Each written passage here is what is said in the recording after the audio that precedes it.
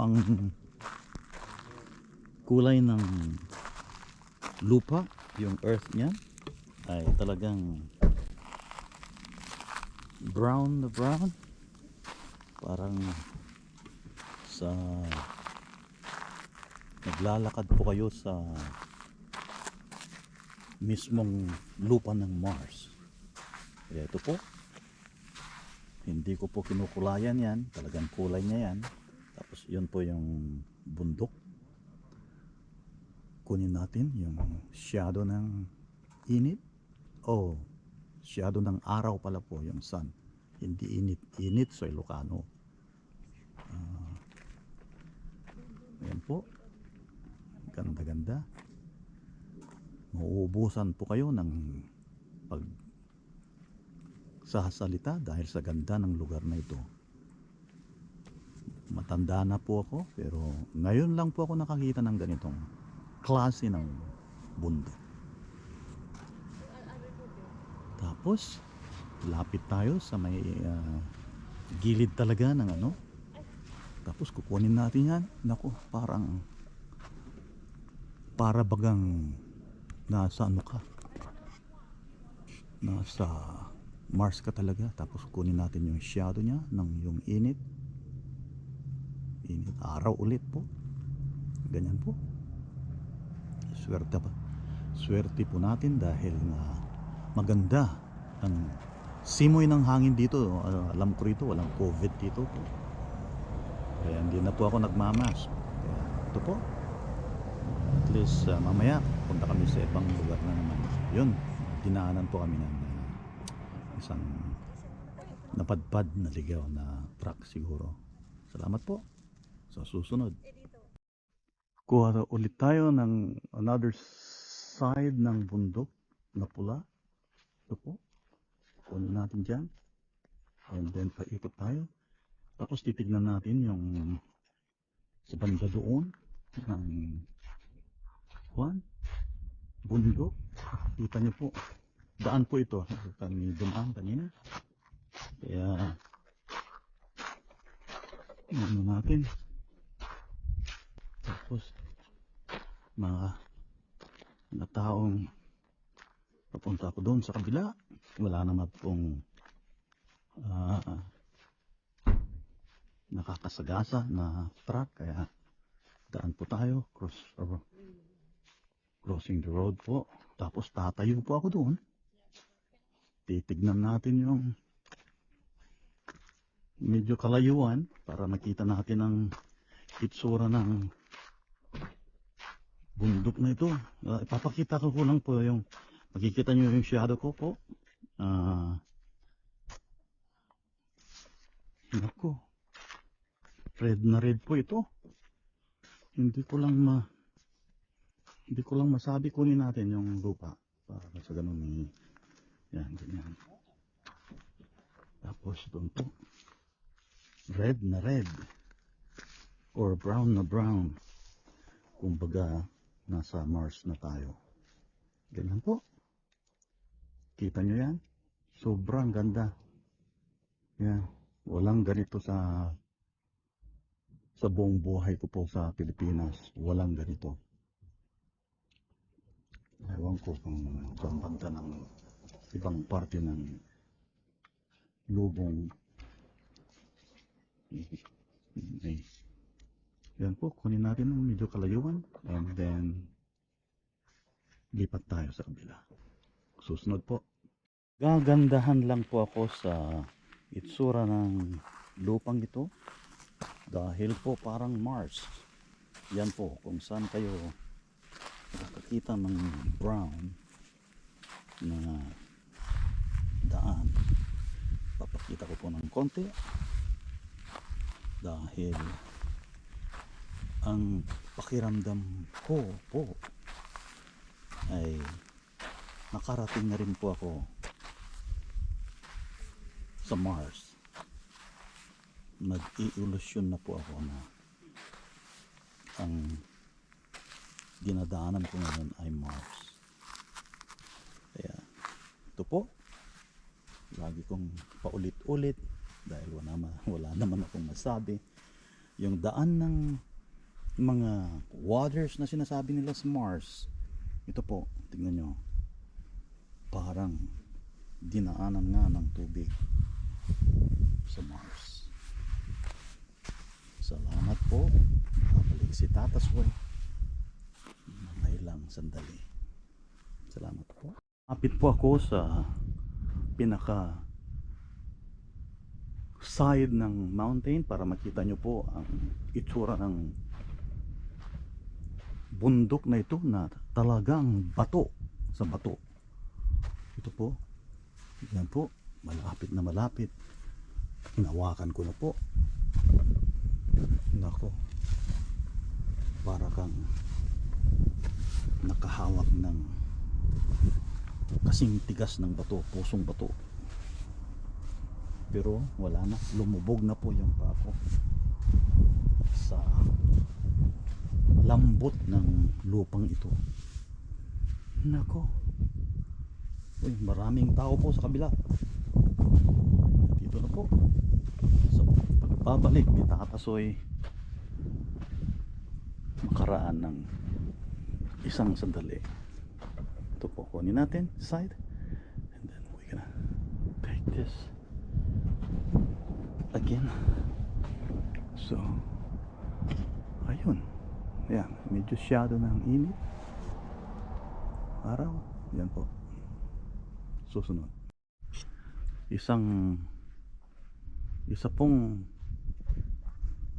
tao o dalaga na napadpad din na kagaya ko. Ayun pala si Giselle. Giselle pala po yung yung isang naglalakad na dalaga papunta rito po. Siya yun yung kasama namin. Tatawa-tawa pa. Sige. Salamat po. Kunin natin, maglakad siya. Yan, nakuha na natin. Yan po. There's a lot of ants. Yan po. Ito po yung dinaanan ng ano to po. Tignan nyo yung rays ng bato. Parang hindi mo malaman kung shadow ni Giselle yun. Shadow ko rin yun. Kaya yan po. Kung hindi kayo maniwala, parang sa Mars ito. Sa kulay, sa itsura, lahat-lahat. Yun lang ang pagkakaiba. Dito may tao. Sa Mars, wala. So, sige po, mamaya ulit. Kunin po natin ang malaking langgam na napadpad sa Mars. Ito po. Ayan, nakikita nyo po. Kunin natin. Yan po. Yan po, oh. Nabubuhay siya. Nabubuhay siya na nag-iisa sa lupa ng Mars. Yan po.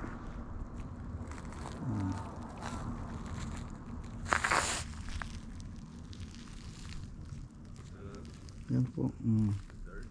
Did you see the ant? The ants? The dirt, it kind of on my phone street.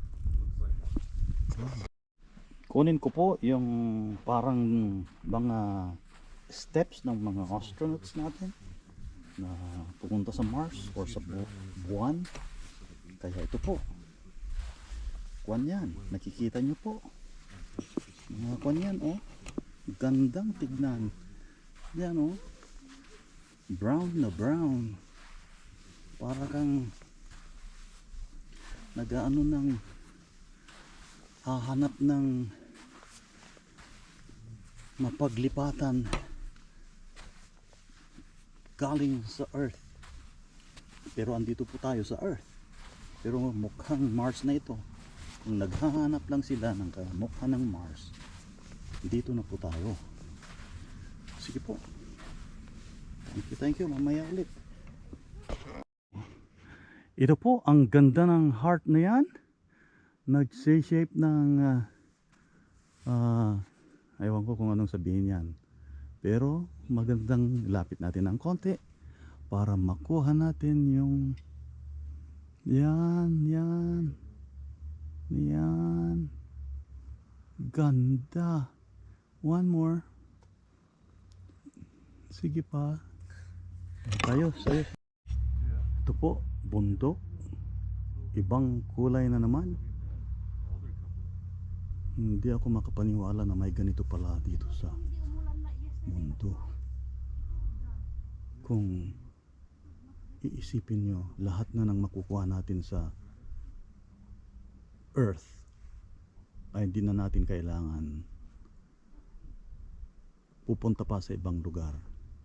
Pero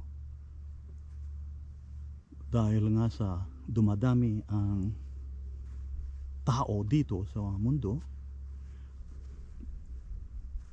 may araw or may time na maubusan ng lugar. Kaya yun ang intent ng mga scientists natin, para may backup location tayo kung sakali. Ito po ulit si Tata Soy, babalik mamaya. Another location ulit. Naglakad po ako ng mga ilang half a mile. Ito po ang nakita ko ulit na gusto kong i-share sa inyo, na puro bundok po lahat kahit saan ako umikot. Kaya yan po ang paligid na kinalalagyan ko ngayon. Okay, mamaya ulit babalik. Kunin ko po yung rays ng araw. Yan po. Tapos may ano doon, kunin natin yon. Yung ewan ko kung makikita ko doon. Yun, parang kilala ko yun. Pero ayan, nakita ko. Ito po yung pala mark ng kunin natin para hindi tayo maligaw. Because this is a landmark natin. Para makarami tayo. Yeah, marami tayo daw. Sige po.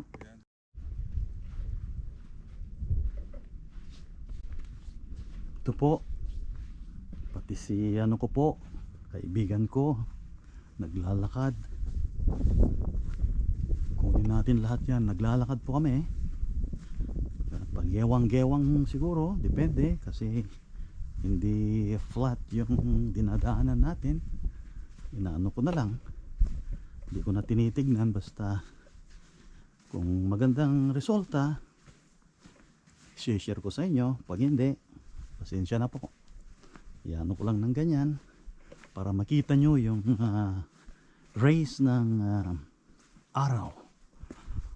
Kaya ito po, putulin natin ulit, mamaya tayo ulit babalik. GoPro, stop recording. GoPro, stop recording. He understand my accent. Okay, ito po, pati yung GoPro ko po, yung malakas na accent, naiintindihan niya, pakinggan nyo po. GoPro, stop recording. GoPro, stop recording. Yan po ang magandang salita ni Tata Soy. Alam nyo na po yung tono ng English natin. Pasensya na po kayo dahil nga hindi tayo marunong mag-English. Matagal na po tayo sa Amerika, pero mahalin ang sariling wika. Ang hindi marunong lumingon o magsalita ng sariling wika ay hindi makakalayo o hindi maintindihan. Kaya po, nakakasulubong kami ng mga tao, ibang tao. Basta pabayaan ko na lang po. Stop recording natin. And then, we can take a look. And, ako. Ito natin. Kasalubong natin. Diyan po. Ganda. Natin. Na. Basta manood na lang po kayo sa dinadaanan natin. Dahil nga, hindi ko tinitignan ng daan. Baka mapatublak pa ako. Hirap na.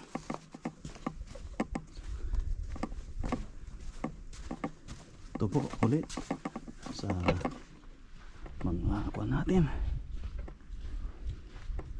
Nakuha na.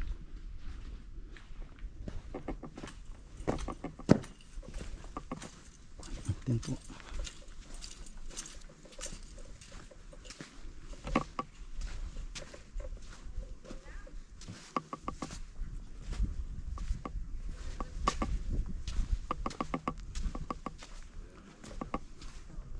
Yan po, maganda.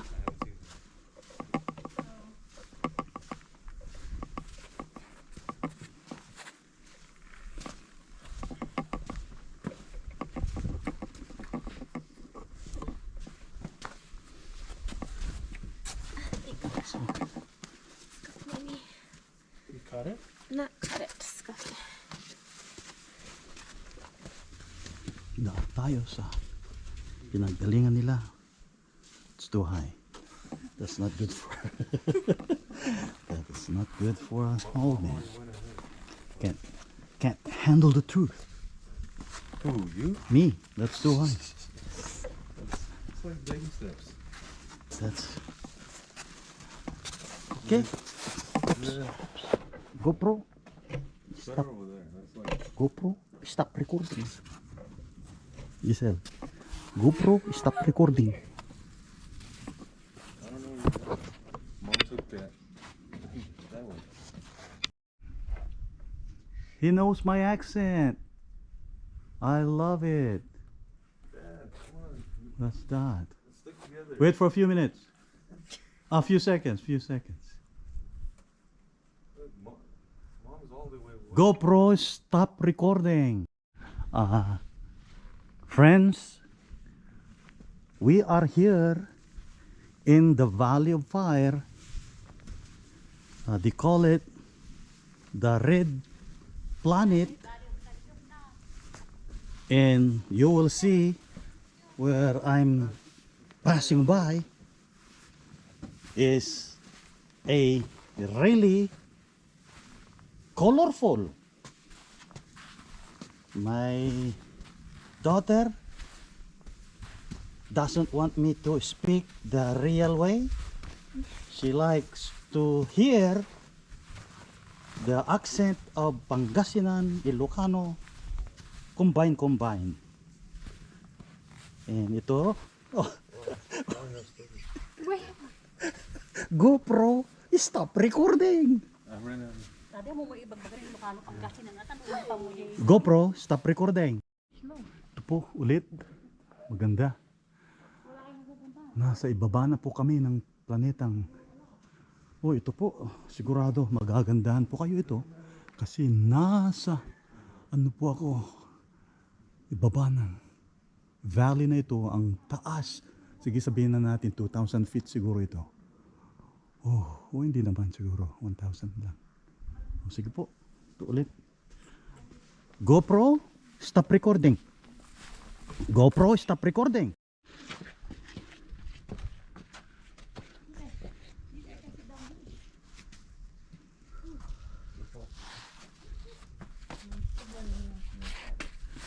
Trillion. It's gonna be here. So we'll take that. And then, ito po ang dead end. Wala nang papuntahan pa. Saka malalim.